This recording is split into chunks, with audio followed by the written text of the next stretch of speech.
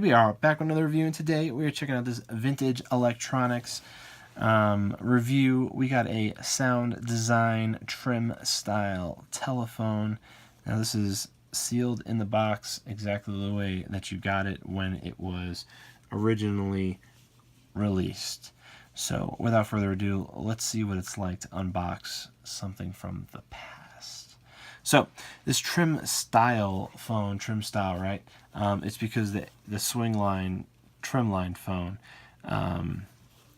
was the one that they were basically going after on this. And this is the Soundesign version of this, and it even has tested by GTE, who don't even exist anymore. Rahway, New Jersey is where they're out of. We do not have a date on the outside of the box, but I'm sure we'll find something on the inside.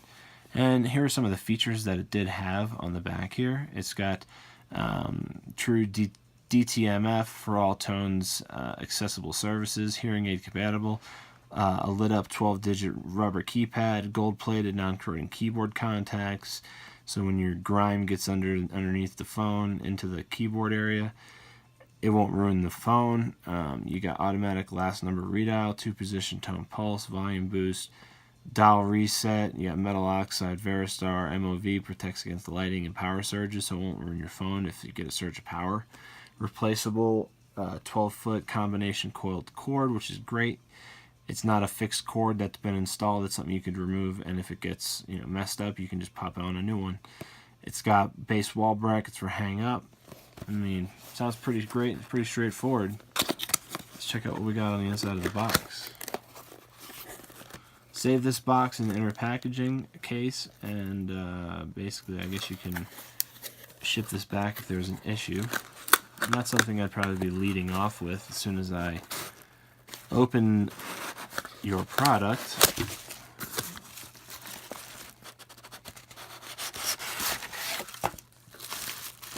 Cardboard was in there pretty tight. Got some packing cardboard. Product registration card. Let's see if we got Soundesign. It's all just product registration. Still no date on here. Okay, we're still on the hunt for a date. Still on the hunt for a date. Here's the Soundesign phone booklet. Congratulations on your purchase. What year am I in? Alright. FCC notes, no date.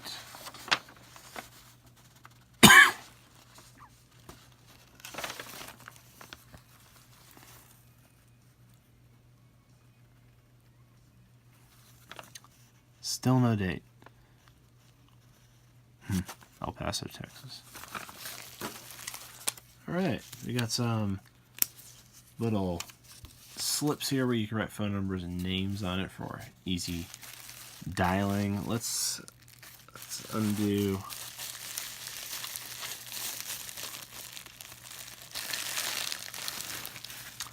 So the phone itself looks super new. It's got a two-tone design, which I didn't really pick that up from the picture. When you're looking at it, I guess you could see that there is two different. This looks more like a tan, and this looks more like an ivory. And what I ended up receiving was something more like a gray with an ivory. So, interesting on that. You got the model number here, the full placard, which I probably would have put somewhere else. There's your button. There's your redial. There's your little placard for your phone number. You got the ringer, low and high. You got the tone or pulse. Here's your speaker on the back, visual in case you are not able to see. Here's your volume button. And then we got the base here. Check out the base. Base has some discoloring on that. Interesting. Alright. So here's that placard where you'd replace the other ones if you want. You got the wall mounting holes back here. Here's your phone bracket and your phone cord right here. Here's your headset cord right here, which looks like it has some discoloration on the actual cord itself. from the factory. It's not something that's looks like it's adhesed to it. It looks like it's something that's in the plastic itself when it was created. So interesting. We unpackaged a defect.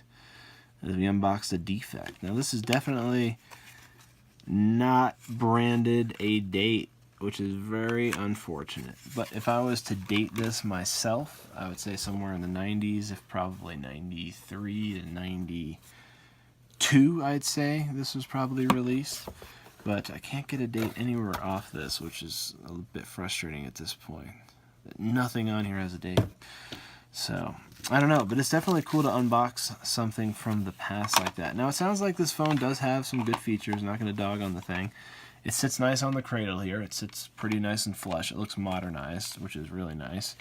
It has the speaker. It has this visual for people who have problems hearing. They can see at least that the phone is flashing.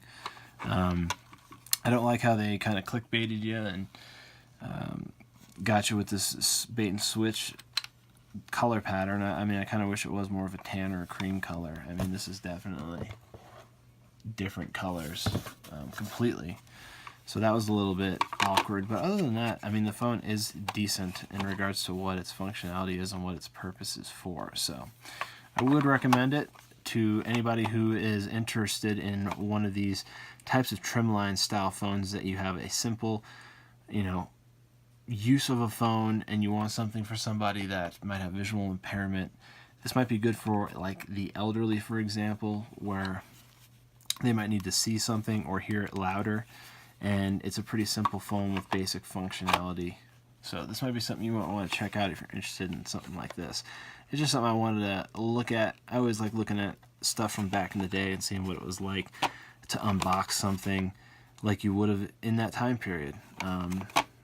That's basically what it's all about, is stepping back in time at some of these retro electronics. So if you like this video, give it a thumbs up.